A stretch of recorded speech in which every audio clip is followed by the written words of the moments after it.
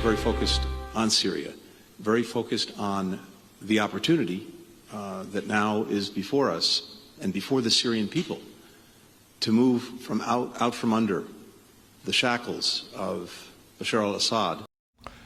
That was Secretary of State Antony Blinken following talks with his Turkish counterpart in Ankara on Friday, saying that there is broad agreement between the U.S. and Turkey on what they would like to see in Syria following the ouster of Bashar al-Assad. The stunning fall of the Assad family regime after a half-century of rule has left world powers scrambling to fill the void in a struggle that could reshape the Middle East. Let's bring in Cliff May. He's the founder and president of the Foundation for Defense of Democracies. Welcome, Cliff. So my judgment, it's hardly a radical one, but maybe just a commonplace one, is that the big loser here is Iran with the fall of Assad. They lost a key ally, and they lost that big avenue from Iran to its proxies in Lebanon, Hezbollah. What do you think? Absolutely right. Yeah, no, that's absolutely right, Paul. And it comes at a bad time for Iran because they've also lost Hezbollah. It's largely incapacitated. Hamas is largely incapacitated. And, of course, their air defenses were destroyed by Israel as well. So their ambitions, their imperialist ambitions, I would say, their ring of fire, their axis of resistance, they call it, all of that is severely, severely weakened. The danger is that if I'm Ayatollah Ali Khamenei in Tehran right now, I may be banging my fist on my desk saying, so where are my nuclear missiles? Why aren't they fitted onto a warhead yet? I need them now. Right. And that's going to be a very, very important decision that the Trump administration faces when it comes in for precisely that kind of calculation. Is this the moment then for the new President Trump to come in and support Israel or maybe combined operation to destroy that nuclear capacity? Myself, I would like to see that the U.S. could knock out the Islamic Republic's nuclear weapons facilities in about 24 hours. They would do it with aircraft coming from Missouri. Wouldn't take long, wouldn't be hard. It would be a huge transformation that Trump could bring. Now, if he doesn't want to do it himself or all by himself, he could back the Israelis, say, can you take this job? We'll give you some help. My guess is the Israelis would say, thanks for the help. Yeah, we will do it. Without U.S. help, could the Israelis do it? It's more controversial, probably, but not. You know, it would probably take a few weeks for them to do all the damage. I'm not sure they have the weapons and planes. But with the U.S. help, they could do it again, or Trump could do it on his own and transform the global environment.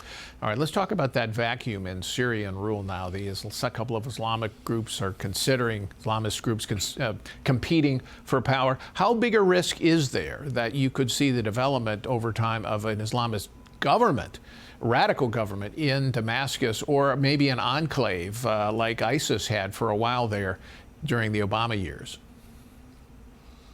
Right. Look, I think that HTS and the other rebel groups, HTS being the most important rebel group, I think they are Islamists. I don't think they're moderate, even though they've broken with their roots with al-Qaeda and the Islamic State. They may, however, be pragmatic. If you're Abu Muhammad al-Jawlani, who's the head of HTS. Right. You're thinking right now, what do I want to do over the next week or so? Do I want to get into a Toyota pickup truck with a couple of guerrillas and Kalashnikovs and go up in the Golan Heights and try to kill some Jews? Or do I want to go to the presidential palace and take a hot bath? I know what I would do, but maybe I can't speak for Jawlani. Yeah, but how big a risk is that they could consolidate power and turn to take an Islamist radical turn that does threaten Jordan or does threaten Israel, as opposed to saying, you know what, we need to actually rebuild Syria, which of course is in desperate straits? Yeah, all that could happen, but it's harder now, and it's harder now for the following reason. The Israelis have have essentially demilitarized Syria. They've hit the warships, they've hit planes, they've hit, most importantly, perhaps chemical weapons. We think they've probably gotten rid of about 80% of all that, maybe more, maybe less. We don't know exactly. I think it's important to try to figure that out. But if they're largely disarmed, then they could become more like the Taliban. I'm not sure. Again, a lot of that will have to do with what Ankara wants, what Erdogan wants. He is a power, and I hope, as you said earlier, he's getting along with the U.S., because there's a lot of things the U.S. should demand of Erdogan. One is hands off the minorities. That means the Christians, that means the Druze, and it means the Kurds, because Erdogan has tremendous hatred for the Kurds, and the Kurds have worked with the U.S. hand in glove against the Islamic State in northeastern Syria. Those are our allies and friends, our comrades in arms. They should be protected too. I hope Trump will.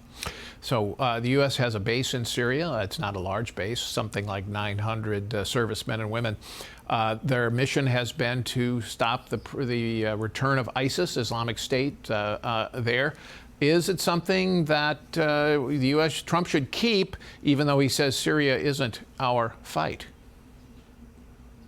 Yes, I think so. And those 900 American servicemen, most of them are quite elite. Again, they've been working with particularly with the Kurds, some Arab allies as well, and their basic mission has been to suppress the Islamic State, to prevent the Islamic State from creating another caliphate, also to keep a lot of Islamic State terrorists essentially in prison, and it's the Kurds who are keeping them there. If we'd abandoned the Kurds, and I would hope he wouldn't, all those prisoners would probably leave. They would go to other places in the Middle East. Maybe they would go to Europe. Maybe they would still see if you can still come up from the southern border into the U.S. So I would hope that those who have worked with us, we will want to protect as well, and I hope Trump will see the utility in that. Yeah, just to put a number on that, the Islamic State numbers prisoners and their families, something like 40,000 are now detained. Cliff May, thanks so much for coming in. Appreciate it.